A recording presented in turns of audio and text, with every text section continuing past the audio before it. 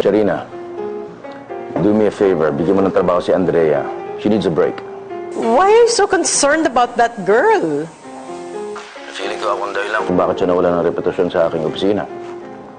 That's why if you can absorb her sa yung house of Sharina, then, it'll help her. Total, sabi niya, mahilig naman siya mag-design. Okay, well, I'm going to do this because magkaibigan tayo. But if she fails, wala akong magagawa about it, Jaime. Perfect. That's fine. Just give her the chance, okay? And favor. Huwag mo sasabihin sa kanya na hiningan kita ng pabor para gawin to, okay? Sure. Okay, I've gotta go. Okay, thank you.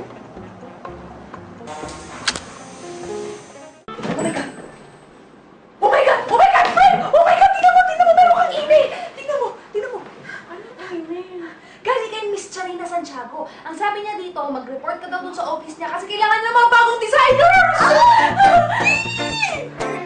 Ayoko, connected pa rin siya kay Sir Jaime. Hindi na! Oo, tingnan mo nakalagay dito, House of Sharina. Meron pa ang backgrounder eh! Nagtayo na siya ng sarili niyang... Anong tawag dyan? Anong sabi dyan? Parang Couture! couture line! Ayan, couture. Oh my gosh, Andrea! This is your moment! Ilabas mo na sa baul yung mga designs mo! It's your time to shine, girl! Yan! Ganito na! O, yan. Nagreplano ko ba? Ano siya? Kailan ba niya kailangan ko? Sabi niya kasi asap! O, now na! Di na!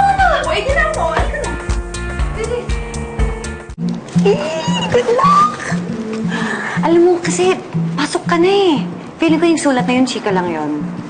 Pinuwain mo, sinulatan ka niya at personal ka pa ng pinagre-report sa office ni Miss Sharina. O ibig sabihin, tanggap ka na. Actually, oo nga. Alam mo, ikaw na. Ikaw na talaga.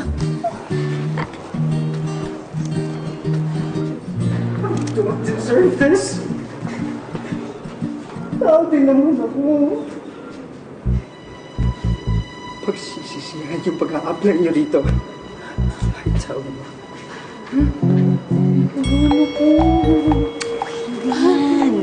I have the patients today, so who else is applying?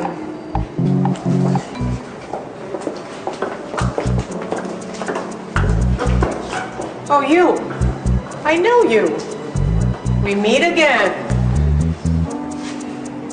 Di ba si Andrea ka? Aren't you applying? Hindi na lang po. Wait. Follow me. O yan, follow me daw.